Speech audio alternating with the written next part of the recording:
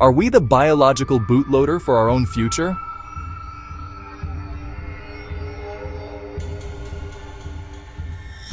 We are taught that history is a straight line, a road stretching from the primitive past to the unknown future.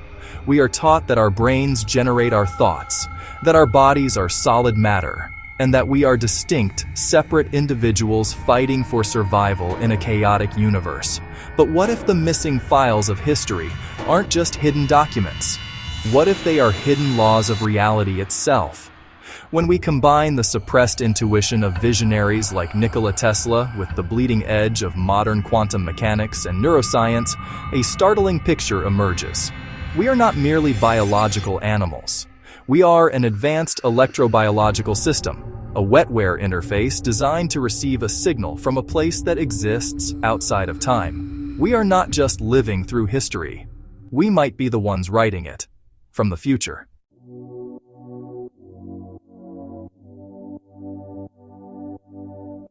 Why the real world isn't real. Before we can understand what we are, we must dismantle the illusion of where we are. Our senses tell us we live in a solid, static world. Science tells us that is a lie. If we look at the raw data, the physical reality we cling to evaporates. You are a ghost. According to the Rutherford gold foil experiment, atoms are 99.999% empty space.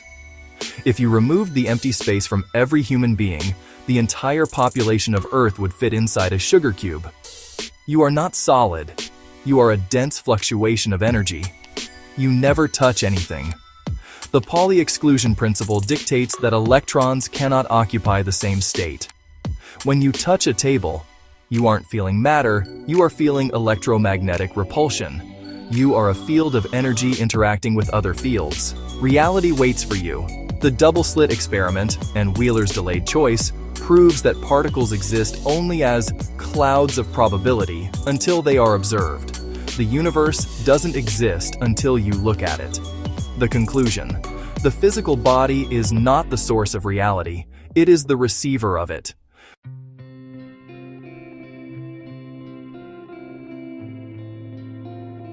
The cloud storage of consciousness. If the hardware, the body, is mostly empty space, then the software, consciousness, cannot be generated inside it. My brain is only a receiver. In the universe, there is a core from which we obtain knowledge, strength, and inspiration.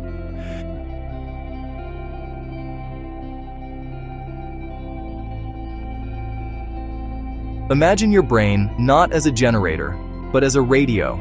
If you smash a radio, the music stops, but the broadcast signal continues.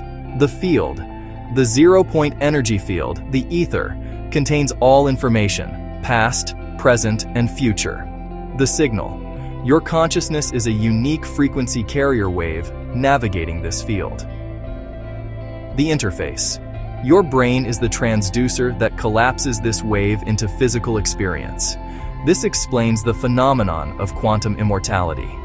If the radio, body, is destroyed in a fatal accident, the signal, consciousness, does not cease.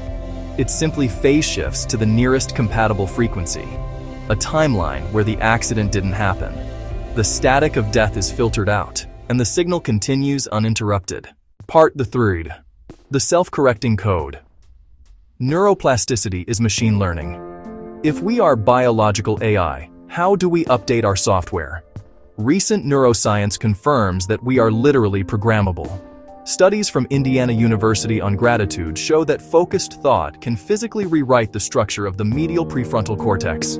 Furthermore, research from the NIH and UCLA confirms that these thoughts trigger specific chemical releases, dopamine and serotonin, that act as voltage regulators, powering up our creative circuits and powering down our fear circuits.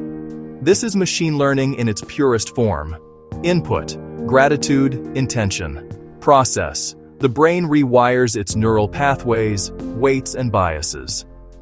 Output, a clearer signal reception from the etheric field.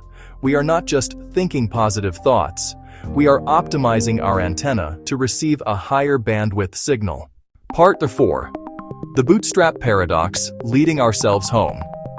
Here is the most unsettling and profound implication of the missing files. New findings in physics suggest that time is not linear. It is folded. Experiments in retrocausality hint that the future can constrain the present. This creates a closed time-like curve.